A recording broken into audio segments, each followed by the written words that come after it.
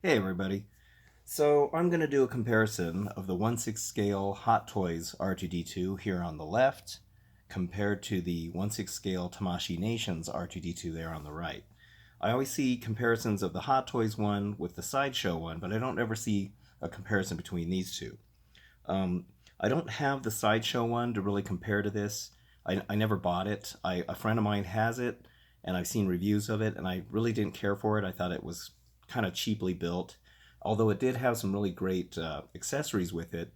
The only one that I was really interested in would have been the Obi-Wan Kenobi table with the holographic Leia. So I went ahead and didn't get that one. Instead, I got the Hot Toys one instead here, and then I just recently got the Tamashi one. So I just want to start by kind of showing you the good and bad about both and my personal opinion of which one I think is the best. So let's go ahead and start with the Hot Toys one here. So this one here, I think overall it looks better than the Sideshow one, just because the detail on the body, as you can see here, I mean it's really well done. The painting, the weathering looks really good. The overall detail on it. Probably the best part of this, though, is the head. As you can see, the head is metal. This is actually a metal dome, and it's got some really good weathering on it. You can see the kind of the rusting treatment that they did on it, and it looks really good. I really like it. That was me. This was the main selling point for me to buy this particular R2, and I'd say it looks pretty decent. But I don't know. After buying it or after having this for a while, there's some things, especially comparing it to the Tamashi ones. I just kind of feel like I don't know. This one's got a plastic body, same as the Sideshow, but I just want to show you some of the things that I didn't care about it. So first of all, let me take the head off. So it's kind of hard to take this off. It has these three little holes right here and the three prongs. And then it's got the power switch down here. Now, one of my biggest gripes about this is the kind of batteries that it uses. It uses these button cell batteries, and these batteries are really hard to find. Well, this one isn't too bad, but the problem is this uses 5 of them, and these things aren't cheap. So it uses 5 just for the head, and this one uses, I think it's the LR44 ones. But, you know, that one's not too bad as far as trying to find them, but they are expensive. Here's the little switch. So you turn it on, and then let's put this back on, and it fits pretty good. Now to turn on the power, you just touch this little side here, and now you can see he's got his little holographic light on here, and there's one back here. Oops, I didn't mean to turn that on yet. You can see the back one, and here's the top one. And I'm not really a fan of these two lighting up because in the movie, you really didn't see those light up. The main one that you saw lit up was this one. So I kind of wish they didn't make those two light up. And then the next option is you touch this again, and now that activates the cool blue and red light. And then this one here, I'm not sure if it's going to show up on camera very good. Let's see if I can kind of get in there, but you can kind of see that they alternate back and forth. And it looks better in person. And then back here, we've got the yellow and red alternating one. That looks pretty decent. And over here, I really kind of like the sequencing ones. They look really good.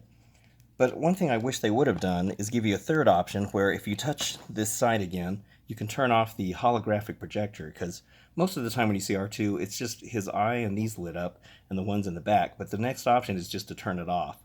So they really should have given you an option to have it like this, then like that, and then touch it one more time just to turn that off and have the regular lights on.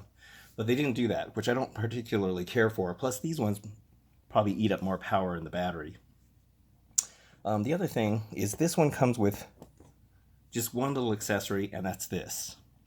It's a little remote control for the sound, and I don't know, it's okay, but it doesn't really work that great. I've had a lot of mixed results with this. Sometimes it works, sometimes it doesn't.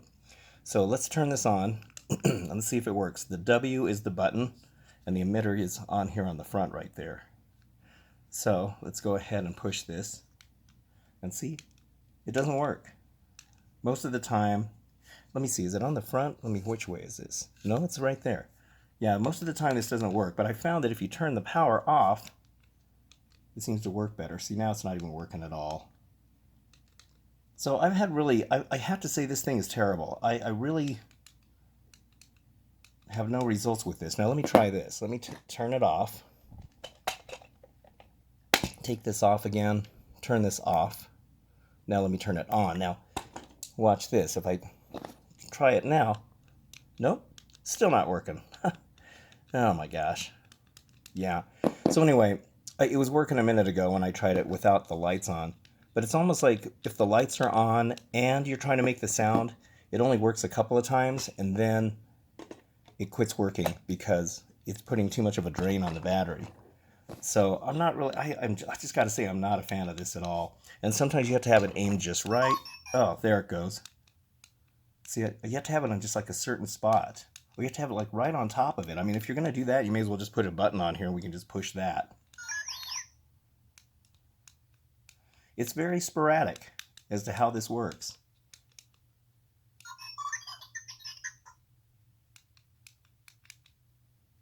Yeah, anyway, so I'm not impressed with this at all. I have to say this was a big bust for me. I really am not happy about it. Plus this thing, it uses an additional 3 button cell batteries, and this one uses different batteries than the R2 does. So now you got to go hunting around for 3 other batteries that are different from what you just bought. And these ones in particular, I had a hard time finding. They weren't anywhere available in my local grocery stores, which has a pretty good selection of button cell batteries, and Walgreens, Target, and all those places. I had to go to Batteries Plus, which is the most expensive place in town, and these batteries were $8 a piece, so it was $24 just to put batteries in this thing. Now, they came with batteries, but most of the time when you get the batteries for these things, they're not the best quality. So I bought, because I was having problems making this work, and I thought maybe the batteries were dead. So that's why I went and bought some new ones, and it was working for the most part, but I don't know. I think either the batteries drain really quick, or it just doesn't work very well. But I've seen other reviewers doing the same thing, and they had the same problem with this. So, yeah, I'm not a fan of this. I think they could have done better with it. And I don't particularly, I mean, the lights look good, but they should have given you an option to turn that one off. And I'm not really sure. I'm kind of scared to even turn this on half the time because I don't know how much the batteries, how much it eats the batteries away, and I don't want to have to keep buying them. So here, let me turn this off. So yeah, as nice as this looks with the metal head and good as the lights look, I got to say it's a real big bust with this and the sound. Not really impressed with it. So, all right, this one also has the retractable leg that you can kind of put in here. It's spring-loaded, goes in like this, locks in place, and then when you want it, it clicks back out and put it back out, and then you just kind of make it angled the right way. So there we go. That's this one. By the way, this one does not have any opening panels, and there's no extra things that come with it as far as like a restraining bolt or anything like that. This is all you get. So that's the Hot Toys one. Okay, so now let me bring in the Tamashi one. So now, first thing you're going to notice is the Tamashi one is cleaner. It's much cleaner. Also, this one rolls really smooth. It's got a really nice smooth rolling feature to it, while this one, it rolls, it feels a little rougher. You can kind of see it's a little wobblier and it's squeaky, but that's because the wheels are plastic. The wheels on this one are all metal. You can see they're really good. They're heavy duty. These here, there's little ball bearings here, and this thing is heavy. This thing is a beast. This thing is all, well, most of it, the entire body is all die-cast metal. The legs are die-cast metal, and the feet are die-cast metal. The head is unfortunately plastic, but I gotta say, they painted it so good that it looks like metal. It's got a really nice chrome finish to it, and you can see it's got this kind of a, I don't know what it is. It's kind of like this darkened area right in here where they kind of highlighted it along the blue stripes and stuff. It looks really good. I think they did a great job. I mean, that's a nice looking paint job that they did on it. So it doesn't bother me that that's plastic, not at all, not for as good as that looks. This thing, I still can't believe how heavy it is. When I first took this out of the package, I couldn't believe the weight of it. It is solid, solid, solid. The details are incredible on this. Now, one of the biggest complaints that people had is this one has these rivet holes showing. And I'll get it closer, you can see it right there. And that really doesn't bother me, because honestly, in 1977, I had a poster of C-3PO and R2-D2 on my wall, and the R2 prop that they had for that picture, and also the one that you see at the beginning of the movie, and possibly the one at the end, you can clearly see these rivets, and especially in the poster, they were very visible. So that doesn't bother me at all that the rivets are there. I actually think it kind of adds to it. And another detail that I thought was fantastic is I always noticed in looking on that poster that R2 had this crooked bolt in his leg. And sure enough, the bolt is crooked. Let me see if I can angle it just right. But see how that bolt on the top right here, it sticks out a little bit? Let me see if I can get it. You can kind of see it right there. And that's because it's crooked in there. And that is exactly correct to the actual detail. It's on the other side there too. That's exactly how that looks. I couldn't believe it. I thought, my gosh, they actually put the crooked bolt in there. That was pretty amazing. So I thought that was a pretty cool feature. So this one comes with a lot more stuff. So first of all, it does come with a restraining bolt. It's very small, but it does look pretty good for the size of it. And it's magnetic, so you can actually stick it on here. And it goes on like it's right where it's supposed to, right where the jaw was put it on him in A New Hope. And then you also get this little thing. It looks like a little kind of a knife or something like that. But what that is used for is to open up these panels. Now, some people didn't like these little dashes that they put in here for you to get this thing in here. That doesn't bother me either. I don't think that's a big deal. I mean, you got to have some way to pop this open. But the lid pops open like, oops, it pops open like this. Now these things are a little bit tricky. Let's see if I can open this. You have to kind of pop it out first, and then it'll open like that. Same with this side. This one here is usually a little more difficult. Let me see if I can get this to pop open without a problem. Oh yeah. Okay, so there we go. Alrighty, and then this one here opens on the side. Oh, before I show the other one, you actually have the little arms in here. You can use this tool to get it out too. So here's the little computer access arm, and you can actually see that they actually painted the, hopefully I can get that in there. Is that focusing?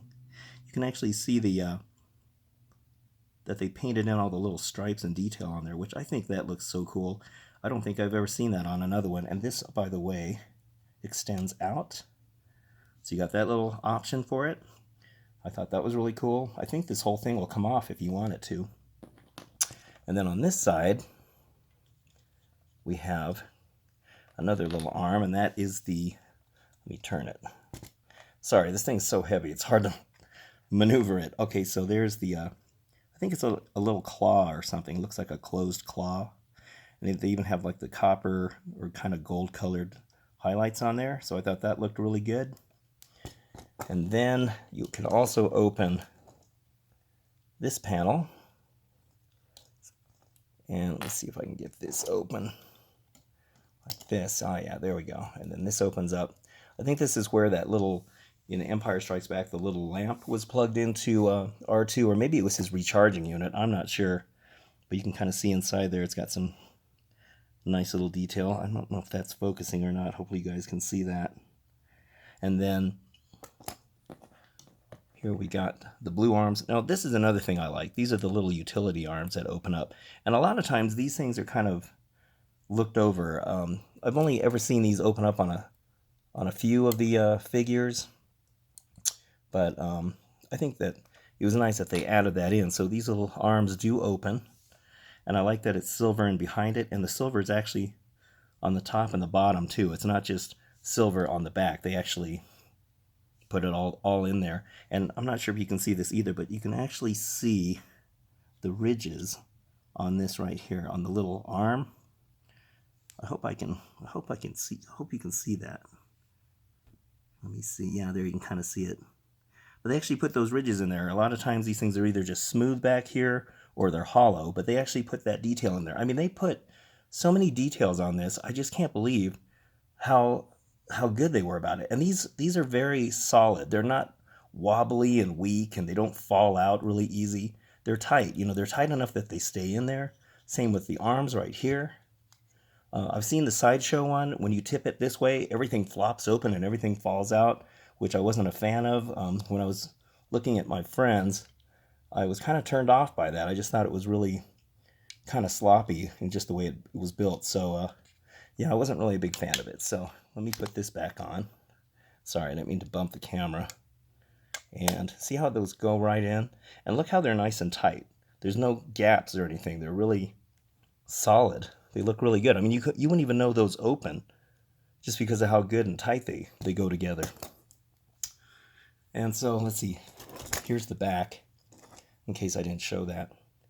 Detail's really nice. On this, I think it's a battery box or something, but they actually have the detail on here that a lot of them don't bother to do. So that looks really good as well. I love the little kind of grill work down here. It looks like it goes in kind of deep. A lot of times those look not as sharp on the detail as this one does. I mean, the detail is so good on this.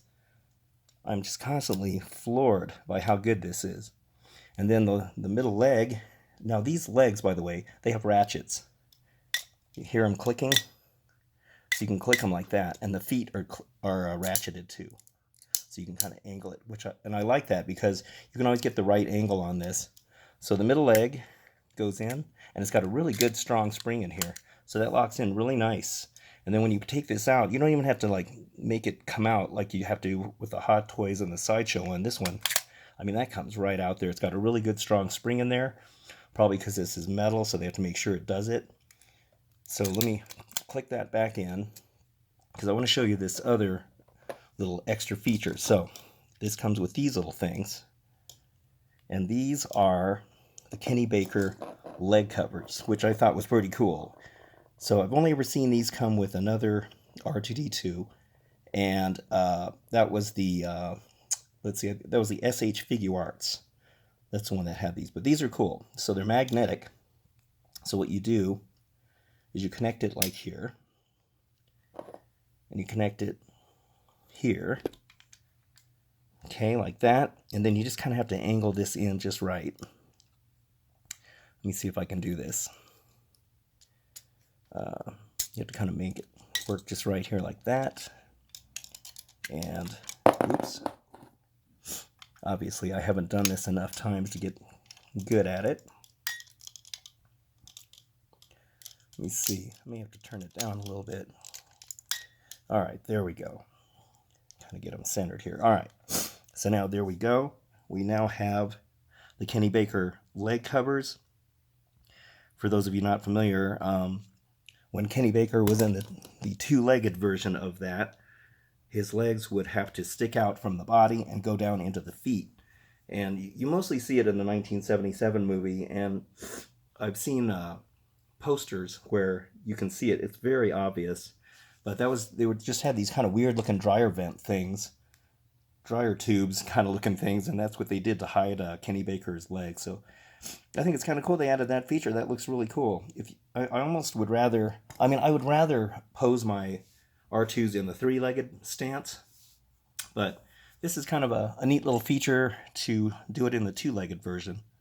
So I thought that was pretty cool. All right, so let me take these off.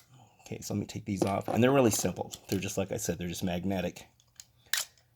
So this come off really easy, and then you can click these back twice, and then those, and then this comes back out. I mean, this is such a great, super simple way of doing that. All right, let me get these out of the way. All right, sorry about that. Bumped the camera a couple times. Okay, so the other thing that this comes with is it has a really nice stand. This is the stand right here, and it's got the nice little R2-D2 and gold plating right there, and it's just hollow on the other side, but here you can see it. And they have these little things for the feet to go in, so you can have it in the two-legged version. It goes right here, and then the three-legged version goes right here. So now you can put them like this, and he stays centered on the stand like that. So I think it's really cool. I mean, it makes it look more premium when he has some kind of a stand on there. So I like that. I think that looks really good. And it also comes with the traditional crotch grabber piece. So you can put it in the back so that if you have them in the two-legged version, you can have them resting on this just to make them a little more stable. Although those legs are so tight, and solid, you don't really probably need this. So that's that one. Okay, so the other feature that's really cool is this one. You can snap the head off, and this one has clips right here and here, and they just kind of clip onto these little things. Now the best thing about this is no button cell batteries.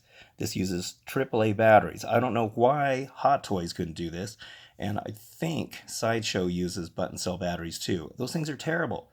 This is the way to go. Use AAA batteries. You can find them everywhere. They're not expensive, and they last way longer than those button cells. So I was so pleased to see that they used AAA batteries on that. So you can really see that paint job on there too. God, that looks so good. All right, and then this snaps on nice and easy. Oh, there's the on-off switch on here too, by the way. Let's see, where is it? Oh yeah, it's right here. So that's how you turn it on. And that snaps on super easy. Not like the Hot Toys one where you're fighting with it. And then, here, I'll put this back on this base here. All right, and then this is the button to turn it on. So you just press and hold this. And then here's the lights. And you can see the nice red and blue alternating eye. And what I really like is these logic lights right here. See how they kind of flicker when they go out and flicker when they come on? That is such a cool little feature. I love it. And you can see the detail in there. It looks kind of like a honeycomb kind of pattern inside there. But I think that's such a cool effect. And then on the back here, let me turn it around. You've got the alternating blue light here. Now this is really bright. I can't really shine it into the camera because it's just going to wash it out.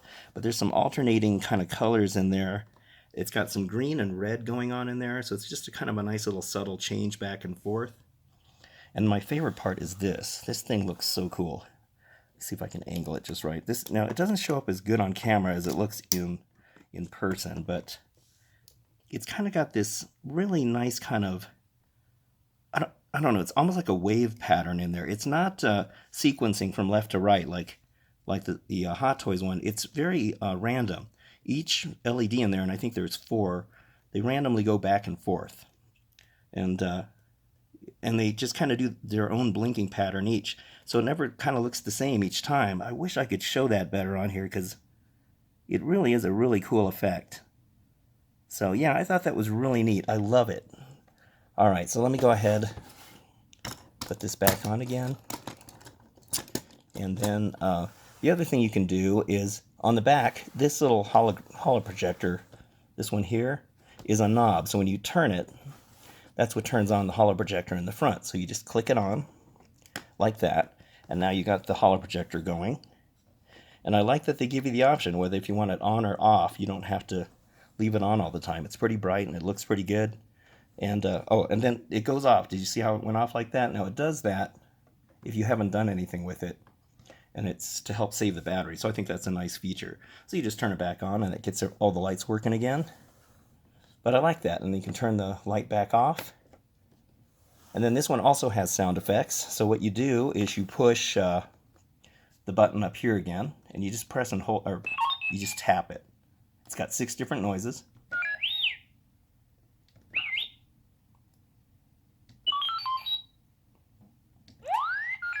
And I like this one. This is my favorite. I like that one. Now, it also has 2 secret sounds, and I've noticed that you have to kind of cycle through them a couple of times, all 6, and then it'll do the secret sounds. One of them is R2's infamous scream, and then the other one's a really sad one. So let me see if I can try to get it to do it.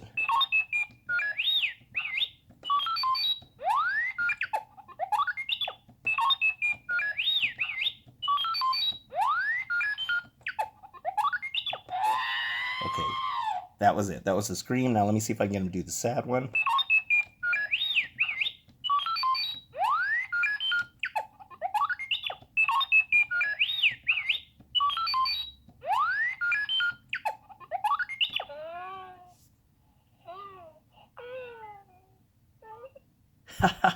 Ah, poor little R2. I like that sad one. So yeah, you have to kind of cycle through them a couple of times to make it do it. Now, if you guys know an easier way to make those secret sounds come up, please comment below, because I'd really like to know. The only way I've been able to like, at least find that mine does it is just cycle through it like twice, and then after you get through all 6 of them, it'll do the secret sound at the end. But yeah. And by the way, the sound on this is so much clearer than the Hot Toys one. The Hot Toys one, here, I'll bring that one back in here now. The Hot Toys one, honestly, the sound sounds a little muffled, and it sounds like it's a little tinny. And I'm not really a big fan of it. Let me get this off real quick.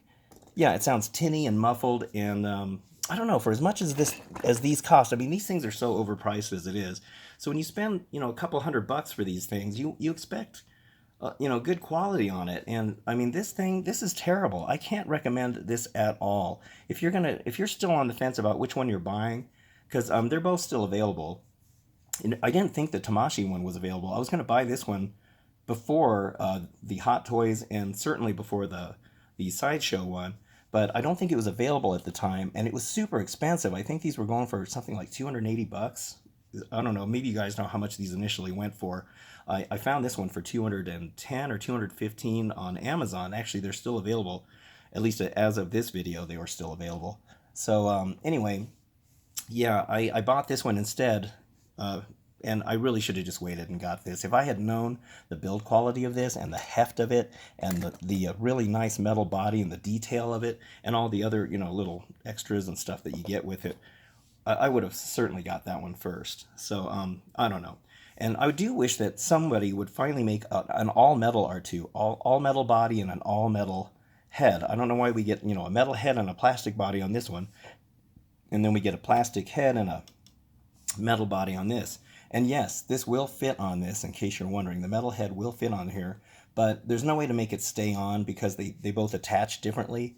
And so, and plus this one's so weathered that it wouldn't look right on here because he's much more clean. I mean, I could always weather this, I suppose, because I build model kits and I can do modeling, weathering on. In fact, I did a video showing how I weathered a Galaxy's Edge R2-D2. And so I could certainly do that, but I'm not going to paint this and mess it up. It's too nice of an R2 to really mess up. And just, for collectability reasons and maybe resale value, although I'll never sell any of these guys. But, I don't want to mess that up. So I'm not going to paint it. But yeah, I wish somebody would come up with an all-metal one, and they'll probably charge us $500 for it. But anyway, so yeah, that's the comparison of these two. I think they're both really nice. They both have positives and negatives for it. I think these both are far better than the Sideshow version, even though the Sideshow one comes with so much more stuff. But as far as these two go, I think the Tamashi Nations one is by far superior. This one here is, it looks good, but after feeling how heavy this is and just seeing the better build quality and just the way it looks, I just kind of think that maybe this one's better. This one does look just a little bit smaller than that one now that I look at it. It's kind of weird. But I think the domes are slightly different too. I think Tamashi said they did a real extensive research to make sure they got the correct dome curvature on this. This one almost looks like it's a little too tall. But yeah, this is the way to go. This one's better. So anyway, that's my comparison, and hopefully that helps you guys if you're all thinking about which one to buy. I mean, you can get them both if you like to. I like R2-D2, and I always try to buy as many different figures and collectible figures that there are of him, just because he's one of my favorite characters from Star Wars. So, I can't resist. But yeah, by far, Tamashi's the way to go. So I hope that helped, and I hope you guys enjoyed the video, and hopefully you have a good day. So thank you for watching, and take care.